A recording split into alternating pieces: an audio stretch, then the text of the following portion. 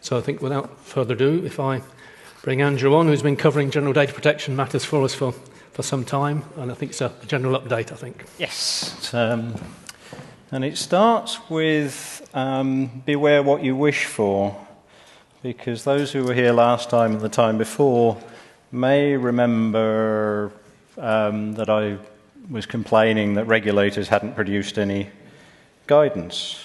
So do I need to do something, or does it magically appear? Thank you. And in the past week, both the Article 29 Working Party and the Information Commissioner have suddenly started publishing guidance. I've done my best to keep up. This was slightly handicapped by the fact that the Information Commissioner's website wasn't available at the start of last week because they had a little embarrassment. So anybody who is trying to convert my speech into text, make sure you are and you're not actually mining bitcoins. Or since the ICO's problem was the other way around, unmining bitcoins. I also discovered this morning that there is a new consultation out on exports which will become of, so this is in the Article 29, which we have to look at from both sides, because on the 25th of May, consultation on exports becomes of interest because anybody in the UK sending personal data overseas will be exporting data subject to the regulation. And from some point, possibly mid-March next year, it will become of interest from the opposite point of view that anybody in the UK who is trying to import data from Europe will be subject to the export provisions as well, from upside down. So, what have we got? There is a new draft on consent from the Article 29s, which, as far as I can see, pretty much reinforces the message in the General Data Protection Regulation that consent is intended to be hard. And I tend to say in all my other presentations, if you're looking at an application and saying the requirements of consent really don't fit this application, that's probably because you shouldn't have been using consent for it anyway. There's a draft on transparency, which, again, pretty much, even more so than the first one, is a restatement of what GDPR itself says. I've not spotted anything particularly surprising in there, or actually anything particularly useful in there either, because transparency and privacy notices was something that we are badly needing guidance of, and this doesn't really provide it. One that you do have a little, very short opportunity to get feedback in is the Information Commissioner is consulting on a draft on handling children's data. And this covers quite a broad range, anybody who is processing personal data of children. But there is a specific issue for information society services, which comes out of the GDPR. Specific rules on consent for children. GDPR says if the child is a child, and lets the member state decide what a child means, then you have to get consent from the parent. That's going to be interesting in an online context. What is a reasonable effort to ensure that the child isn't merely borrowing the parent's identity? The ICO is now saying that if you are using consent, or suggesting saying, that you must either have a reasonable approach to getting consent, to ensuring you get consent from the parent, or you should be doing something to prevent children access or children providing that data. It's okay if you're running a service on something other than consent. Prevent children accessing the service at all. So that's an interesting one. I think reinforces the point on the previous slide that consent is supposed to be hard and don't rely on it. Further hiccup on here, different countries have defined different levels of age for child. The UK Data Protection Bill seems to be going for 13, which is the kind of the youngest it could be, pretty much. There are interesting issues in Scotland where actually in some cases some bits of law define a child as 12, and various lawyers are trying to get their heads around that. Even if you're not using consent, if children are likely to be using your service, then you are going to be required to have child-friendly notices, child-friendly processes for exercising their rights, and the ICO is suggesting, and I look forward to seeing samples of these, using cartoons to explain data protection law. That's beyond my skills. But the next of these presentations, when done by a child, might be better. Other new stuff. I mentioned last time I was having a complaint about the Article 29 guidance on profiling and automated decision-making. The final version came out last week, and I am happy to say it's a significant improvement. And I'd like to think that was something to do with our feedback. Whereas the draft was saying that what they assert is a ban on making any decision by purely automated means, could kick in on hiring a Boris bike.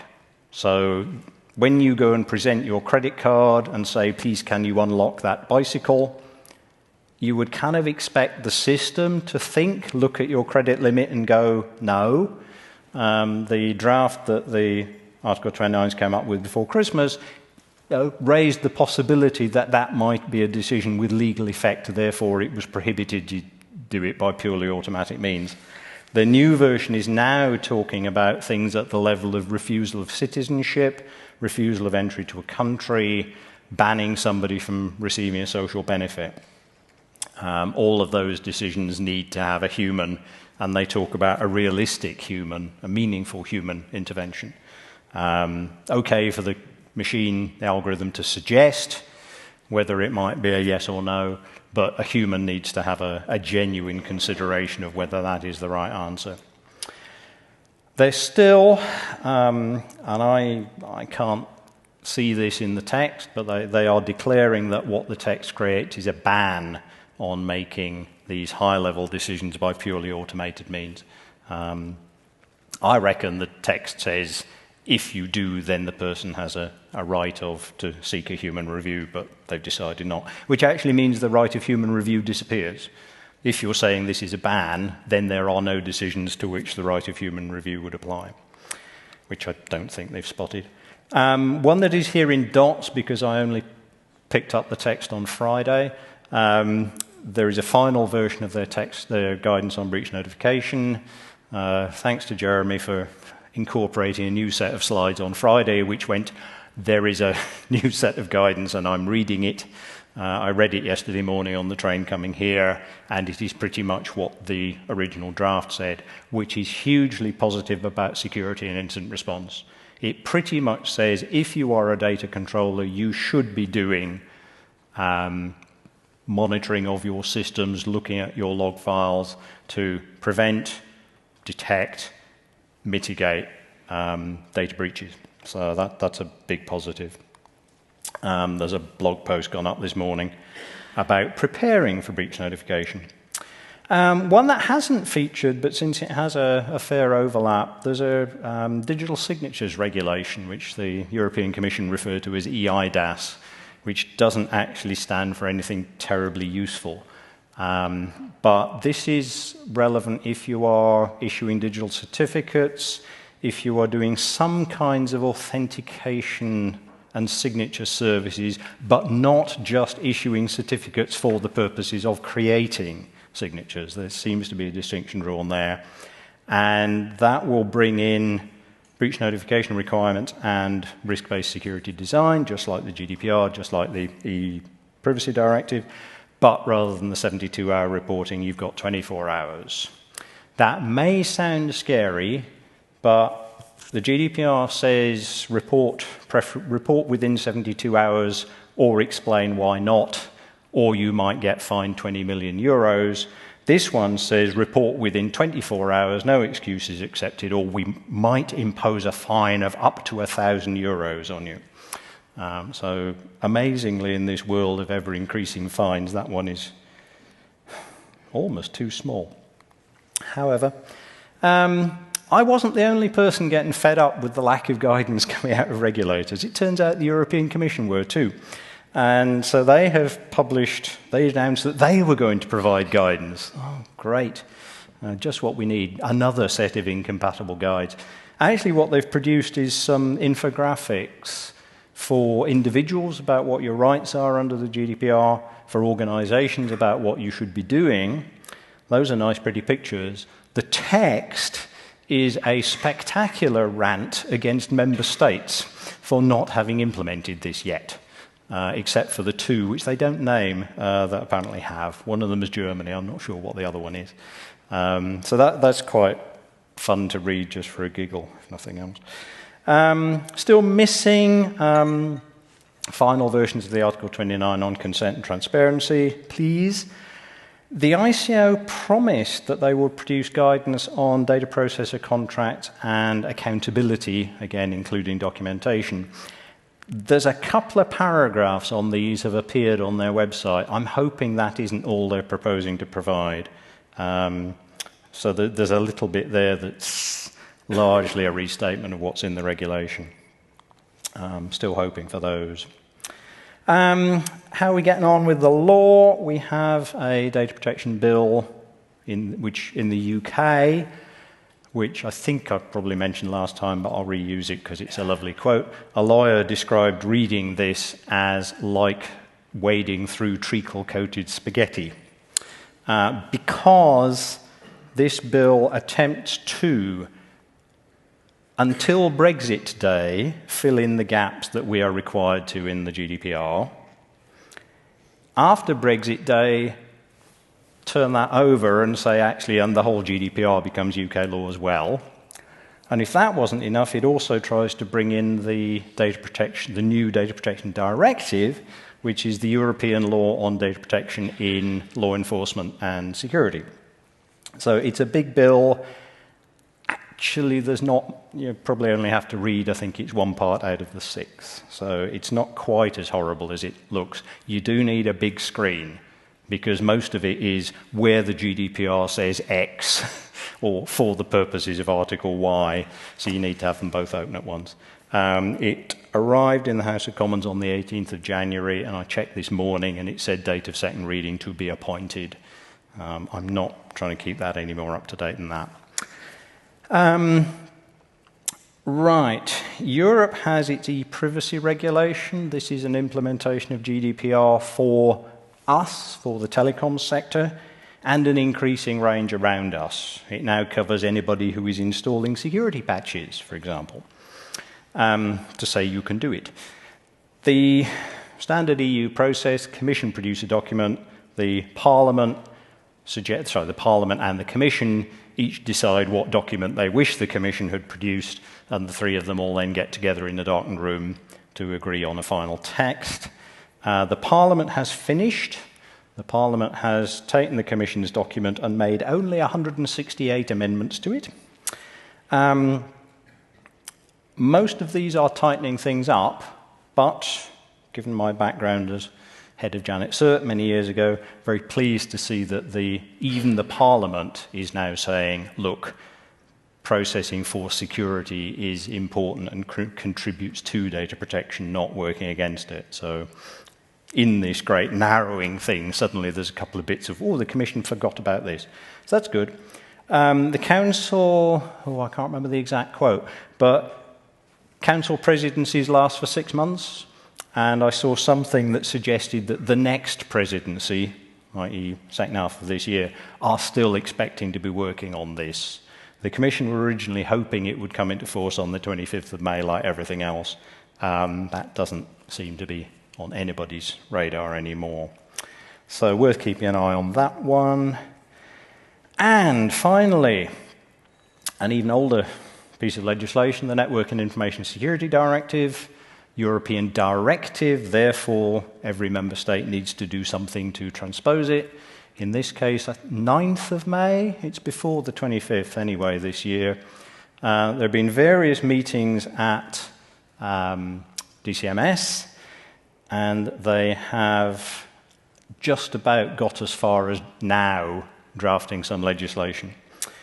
This does affect quite a lot of us, because it has special rules for things that are defined as digital infrastructure.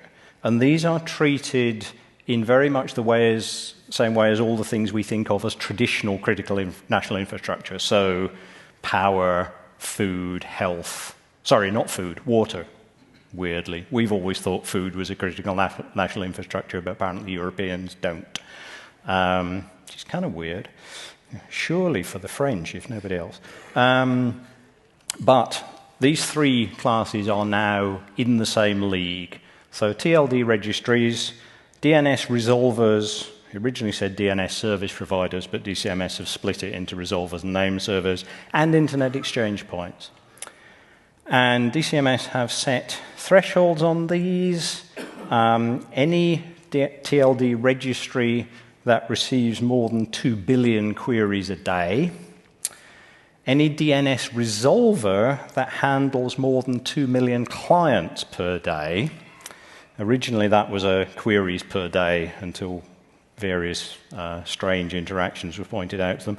And any DNS name server, so an authoritative server that serves more than 250,000 names. Internet exchanges, and Malcolm has tried to explain to me that these are meaningful metrics, that have a 50% market share, or that, now explain, that make available more than 50% of the global internet.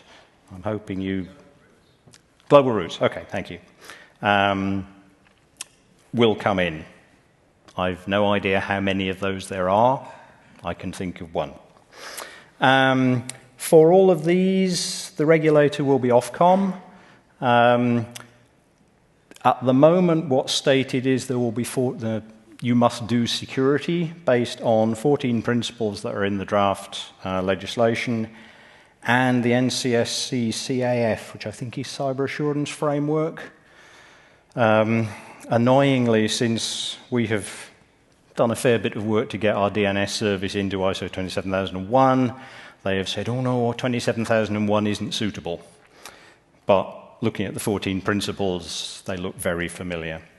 In the first year, although this has to come into force on the 9th of May, they are saying that in the first year, what they expect these entities to do is analyse what the requirements are, do a gap analysis against what you're doing already, and plan remedial action. So there's no expectation that Ofcom will be landing with a big stick on the 10th of May. There will be a requirement to report incidents, but they are still, as far as I know, trying to work out what the threshold for a reportable incident is. The directive says that it should take account of the number of users affected, the duration of an incident, and the geographic extent.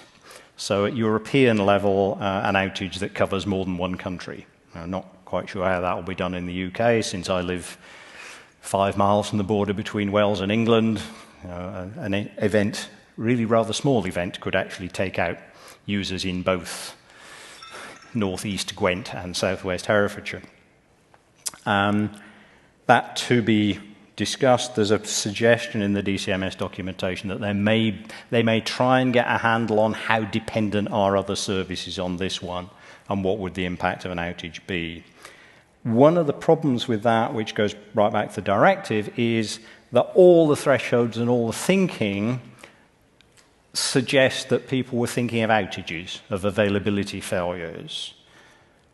But despite repeated feedback, both formal and informal, from me and others, the regulation still talks about incidents affecting all types of security. So confidentiality, outages, confidentiality in incidents, integrity incidents, availability, and they keep coming up with more words. So a bit confused there, that the thresholds really struggle with the other kinds of incident. And then there are digital service providers. So the first lot in the directive are operators of essential services, OESs is the magic acronym. DSPs are regulated at European level. These are, again, 3 classes: online marketplaces, which is now being defined as something where you actually complete a contract. So a recommender site, here's the best place to get your insurance. If it fires you off to the actual insurer, isn't covered.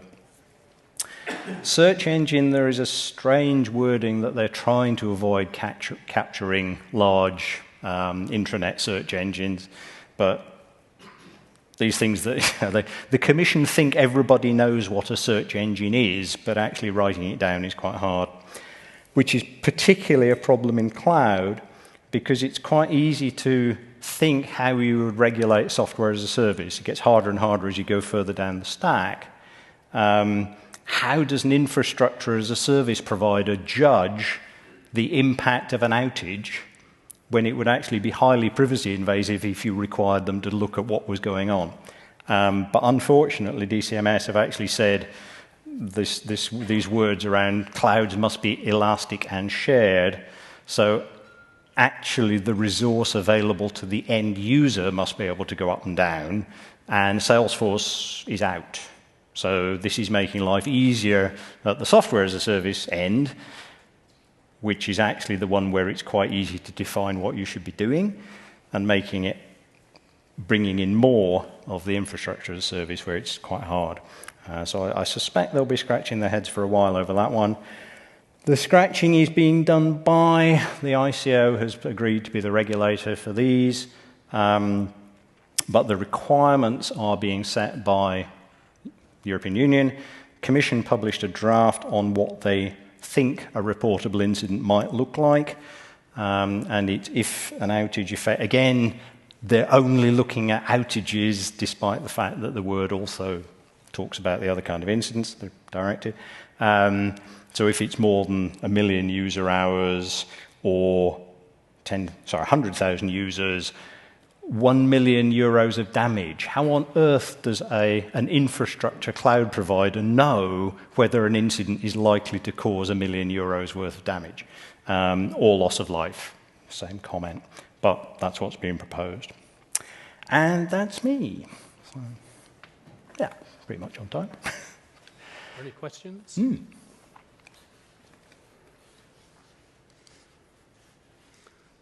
Stunned silence, I think. Cool. Oh. No, there is a hand at the back. Sorry, I need to put my glasses on for this bit. Rob. With the NIS directive and the DNS stuff, are they specifying what they mean by clients? Do they mean end users? Do they mean IP addresses? Do they mean programs? IP addresses, I suspect. Okay. Though whether they know about multiple machines behind an IP address, yeah. It's better than queries, which was the original. The original was a flat rate of queries across all kinds of service. And we pointed out that actually the structure of DNS means that the number of queries per server is actually fairly constant going all the way down the hierarchy. Adrian did a really nice blog post on it. But I think they've managed to move that problem away. Whether they've created another one, I'm not sure. Okay, and then on the second part of that, the one which is zones, or names, or domains, or whatever, Yep. Is that for the service provider, or is that on a particular name server? I guess if you have a very wide, if your second level, you are the authoritative server for a wide domain. They've taken the slides away. It's 250,000, isn't it? Yeah. So .co.uk is going to be in. But they'd be in on the TLD with the two. No. TLD is TLD. Right. Okay, find it. ACUK isn't, to get very parochial. So I think they're thinking in terms of how many names are there under this domain, as some sort of very rough finger in the air. This is an important server or it isn't. So if you're supporting lots of vanity domains, you might be a bit careful. I feel a purge coming on. No, I certainly wouldn't be pre-creating. Well, actually, the interesting point. Maybe does this start to make it less beneficial to support lots of domain testing? If somebody is sitting out there creating all, I don't know, I've lost my powers of 26, but all 5-character alphanumeric domains, maybe that brings you in. So you might want to discourage people from doing that one way or another. So. I'm a mathematician. I don't do powers of 26. So that's Any more questions? Great. Okay. Thanks very much, Andrew. Thank you. All right.